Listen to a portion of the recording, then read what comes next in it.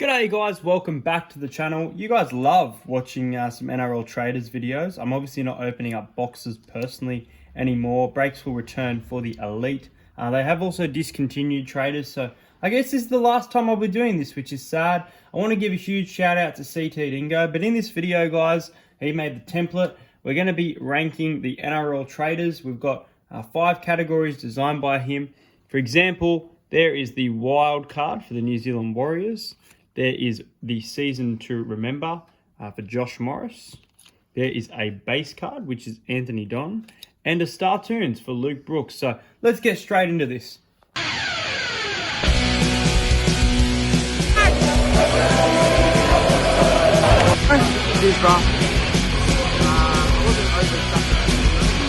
to Entertainer. Who's going to win the All-Stars tonight? Yeah, I like to entertain now.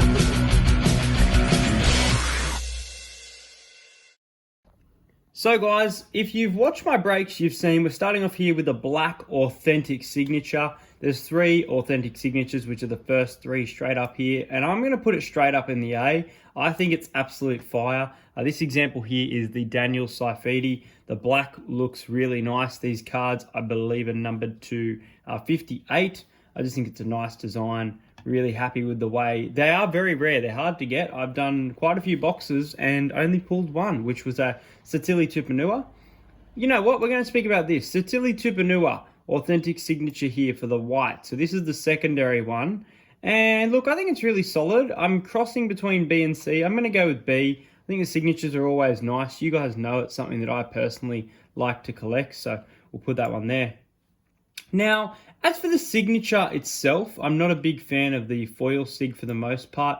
However, I don't mind it, so I'm going to chuck it here with the B. I actually think it's okay, the design of the player. Most of them are the same like colors for the team, kind of similar to the elite, but a cheaper version. So, you know what? I think the foil sigs are all right. I'm going to chuck them in the B. Next up, we have the Legends cards without the signature. I haven't seen one of these yet in person, yet to crack one. I've seen one of the signatures come up.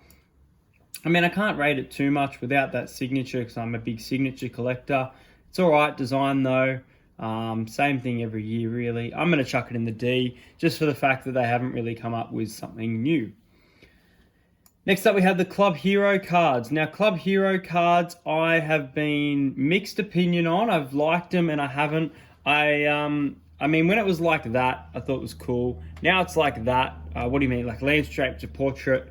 I don't mind them. They're really growing on me. I haven't had a priority one. I just don't see the difference in priority much. Look, I'm going to put it in the C. I don't think it's the best. I think it's mid category, but it's not too bad to look at. We have the priority one. I mentioned that I haven't seen it. Look, priority cards for me, they've just got a bit of a shimmer shine, a lower number, nothing special. Putting that one in the D. Legend signature, I think they're quite nice. I'm going to put this one in the B category. I think it's solid. Laurie Daly was quite a nice choice, and the other choice I believe was Mark Graham for this one, I think. I think it was. Next up, we have the Premiership Predictor. I've pulled 2 Brisbane Broncos predictors for a break, as well as I bought myself a Penrith one. Really not a fan of these guys. Love the predictors as the team. I want to chuck it in F. I don't like the design of it. Yeah, you know what? I'm going to go with F. I think it's a lazy design this year. I thought last year was really nice. Goldie background, fairly similar, but I just think it's gone backwards rather than forwards. Now, the next card is the case card for the retirements, this being Darius Boyd. Now, I'm going to chuck this straight in the A. I think that the players who have retired last year, besides obviously Cameron Smith not having a retirement card, are actually really solid. So, chucking in the A, I think the retirements look really nice from what I've seen, these case cards. I might try and chase a few myself. As for the retirement cards, same thing. Decent players. Going to go with the C here. I like the look of the Mitchell Orbison one. That's the one I have that I won't be selling or trading. It's something I've added to my PC. What do we call him? Mr. Fix-It, Mr. Orbison. But yeah, the Darius Boyd one there. Chuck it in the C. Next up we have the Rising Stars cards. Now the Rising Stars cards, there's nothing special about them, but they're not horrible. So I'm going to go with the D. I'm going to go with the D. I think it's a decent design, bit of shimmer shine, obviously for the rising stars. Yeah, I think they've done a decent job with this card, even though it is fairly common. I think it's a lot better than the representative stars this year.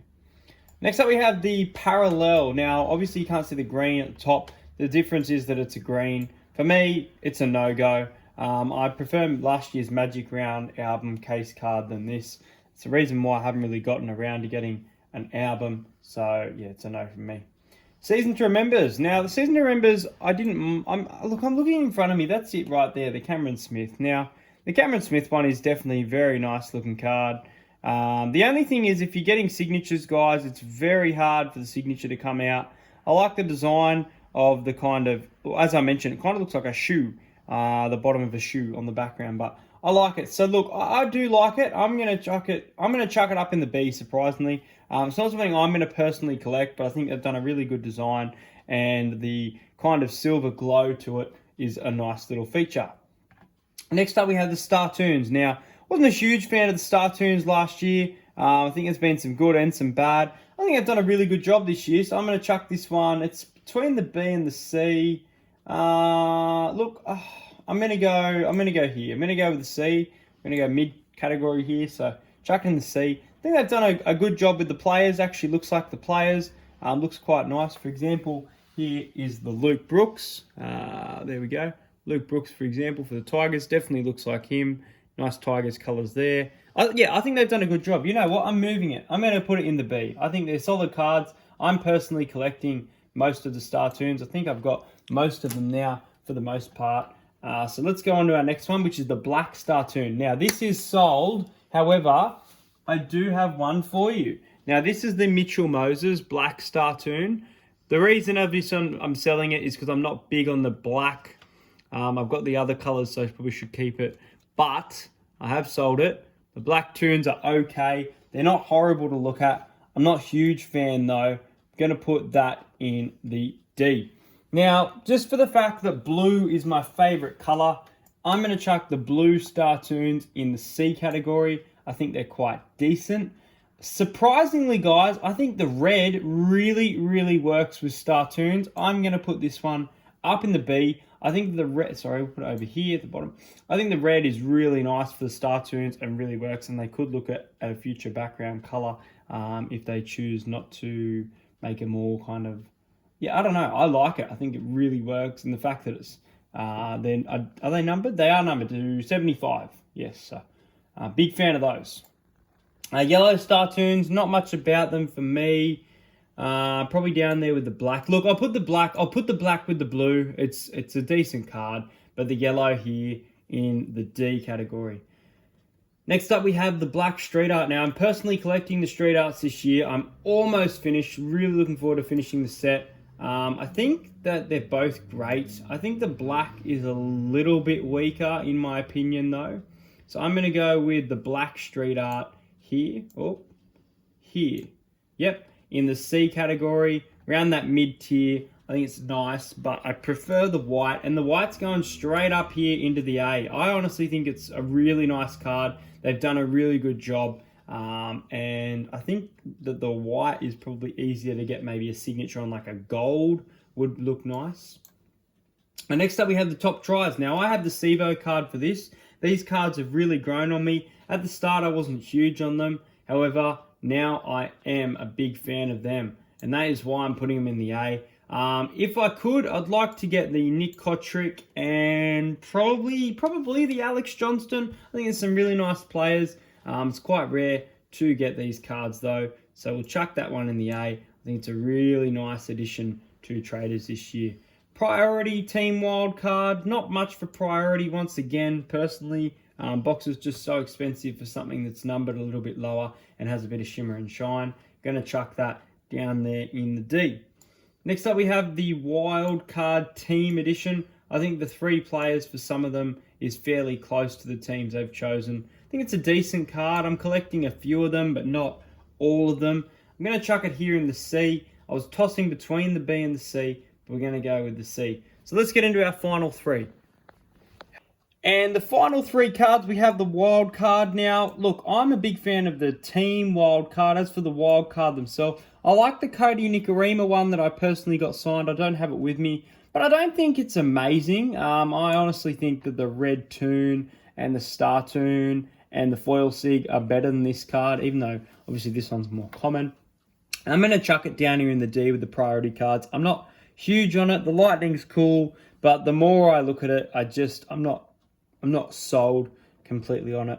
Next up, we have the base card. I think the base cards look really nice, especially the background of the base card. Really nice poses for the most part. Kind of cool that, like the NBA, we got some different poses rather than the same poses. A lot of the NBA cards have the same poses back-to-back years. So look, I'll chuck the base card. Let's go here. I think it's solid, mid-tier, C, not too bad. And sorry, the signatures come out pretty nicely, especially with the Raiders and the Titans that you guys might have seen on my Instagram. As for the Platinum Parallel, nothing special. Putting it in the C, doesn't work with signatures. It's not, like, I just think you should have the base cards, honestly, guys. It's up to you whether you collect. I just don't see much of the point in Platinum Parallels, but obviously they've been there for a while in cards now. So there you go.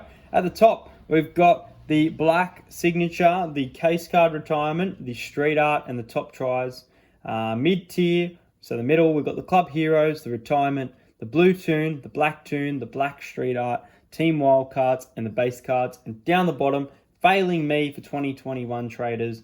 Maybe if I get more, they'll grow on me, but the premiership predictors are weak. The not the Dylan Brown, the Rising Stars parallel card, and the Platinum Parallel. So let me know if you disagree or agree in the comments. I will post some videos in regards to what I have, as well as my maybe top 10, both NRL and NBA cards. Obviously I have a lot of cards, so it'll be fun to get through. If you're new to the channel, make sure you do subscribe. I've noticed that previous card videos are getting a lot more interactions with comments and views, so welcome if you are a new subscriber. There will be plenty more card content to come. Hope you guys enjoyed this video. Smash that like button, and I'll see you guys later.